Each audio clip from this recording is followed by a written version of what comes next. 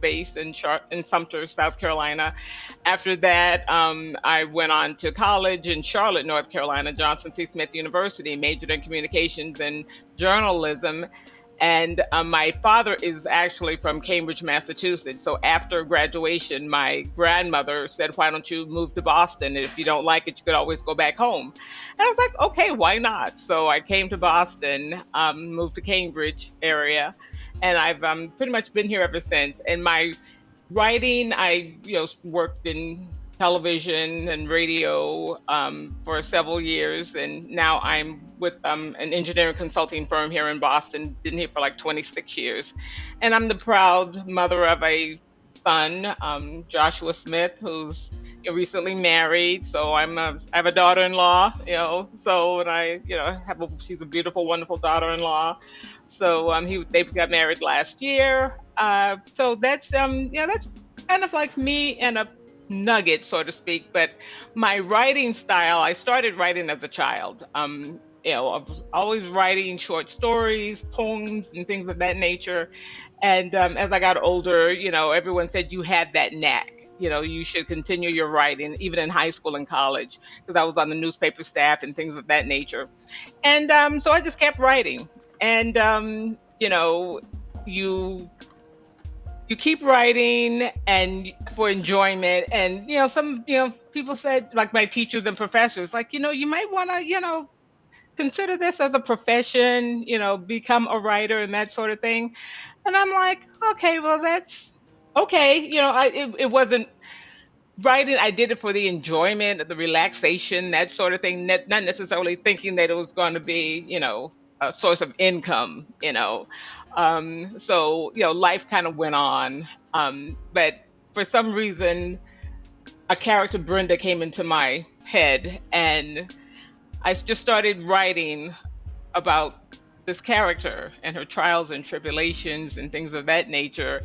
And all of a sudden, it became a book. Now, this happened back in the 90s. I started writing Still Searching back in the 90s. And not thinking really pretty much anything of it, but eventually it became a book. So, and at this time, my son was born, and I found myself as a single mother. But it was a book. So I said, why not send it out to various publishers and see what happens? So back in the 90s, there was no internet and that sort of thing. You couldn't just push a button and your book is gone to a publisher. So I printed 60 copies of this manuscript, and I sent it out to 60 publishing companies, and I was rejected by all 60. So no one likes rejection. So I maybe it's just not my time. So I put the manuscript, in my desk at work, and that was like in 97-ish, and kind of like forgot about it and just went on with my life. I have a son to raise. I have a life to live. So I just said, it's just not your time, Lorraine, and just went on with life. And back, I think 2017, that little nagging voice came to me and said, "Pull it out, get that manuscript." And I ignored it for months. I did. I just, nope. No one likes rejection. I'm good. It's just wasn't meant for me. So I'm gonna move on. But that voice kept saying, "Pull it out, Lorraine. Pull it out." So I pulled it out and dusted off, because there was like an inch of dust on that manuscript. So I pulled it out and dusted off. Did some re-editing, and I sent the manuscript out again. And lo and behold, there were some publishers who said, "Hey, we like this. So yeah, let's talk. Let's talk about a contract." And that's basically how it was born. And so still searching. And about Brenda, who is a young lady who's just trying to figure it out. It's a coming of age story, and it's just about a young lady who the trials and tribulations of life, the roller coaster of life, so to speak. And it's I found it very intriguing. After you write it and you read it, and you're like, I think I have something here. And obviously publishers did as well. So that's a little bit about me, and still searching how it was born. And I'm really happy that you didn't give up on this. And the title itself feels like powerful and a little, mysterious. What does still searching mean to you, and how did the title come up about? After reading, after writing the manuscript, and reading Brenda's story, she was, I found she was searching, she was looking, she was trying to find and figure things out, and I was like, still searching.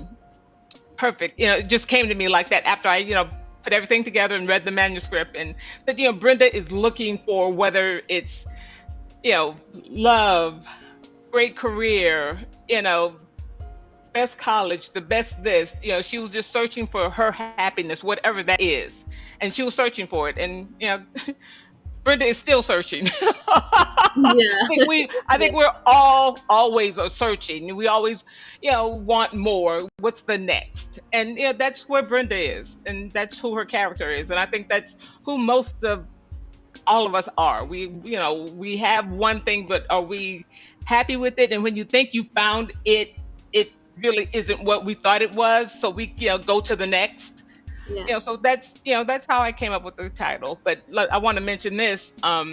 When I signed my contract with the publishing company on in 2017 of October 2017.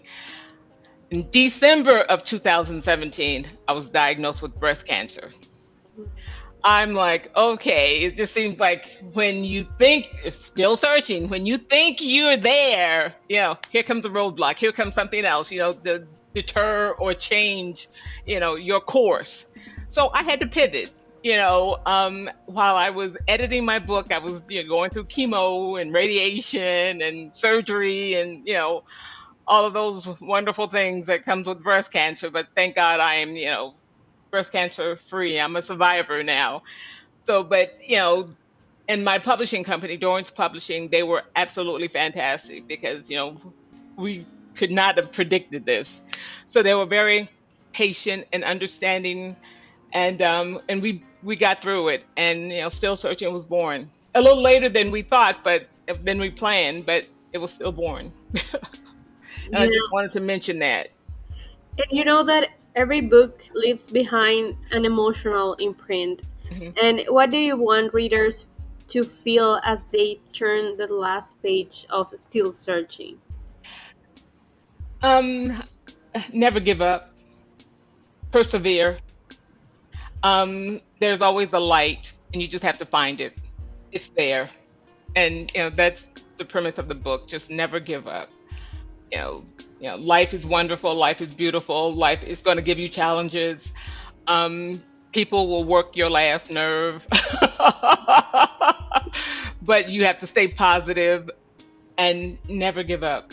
And I'm 65 years old, and I'm a first time publisher. And that's another thing. I just wanted to let readers know whatever your dream is and whatever your passion is, just never give up because, it could happen. If it can happen to me, it could happen to you. So just, persevere, be resilient.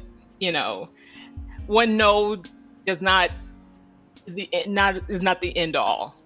Yeah. Yeah. So And stories often carry reflections of real life within their characters. Do any of the people in Still Searching represent real experiences or people in your own life? well, what I'll just tell you, when I come up with characters, it's just people in everyday life. Like I said, I live in Boston and I work in Boston, so I'm on the train all the time. So I just sit and watch people. I'm a people watcher, so I'll sit and watch people, and come up with a character. And it's like just one particular young lady sitting on the train, reading the newspaper or whatever, and I get in my head, could she be, a FBI agent or whatever the case may be, and just come with a character that way. But as far as the characters in Still Searching, and if you're asking if I could relate to any of the characters, absolutely. Brenda and Brenda's best friend. I see myself in both of them. Um, Brenda's best friend. She's a little sassy. She kind of sometimes speaks before she thinks. Um, but her heart's in a good place. And of course, Brenda, she's a rational one. She always thinks before she, makes a move and that sort of thing. It may not necessarily be the best move, but she's more of a thinker before she moves. And her best friend is pretty much the opposite. And I think opposites attract. And these two, they're the best buds, and they go through from college all through their adult lives together. Yeah, I saw both characters, the both main characters, that is, in myself and some girlfriends that I have, but don't tell them I said that. Yeah, so absolutely. Yeah, and the theme of searching feels like universal. We're all looking for something Hmm. at different points in life. Hmm. What are the main things your characters are searching for, and how do these searches connect with today's readers? She just wants happiness. Brenda, she had a turbulent relationship with her mother. She's from the South, and typically in the South, things have changed and they are changing. But typically back, in the 60s and early 70s, it was how can I say this? You're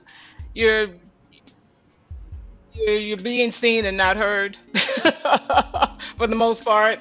And you just go with the flow, whatever the past generation did, you do, go to college, you go to the same college, and that sort of thing. And it's like a traditional situation.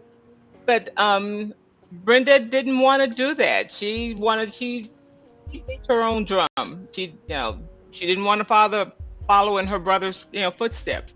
And her mom, and dad, well, more so her mom, butted heads with, you know being, because her mom is very traditional, very ladylike, very prim and proper, and that sort of thing.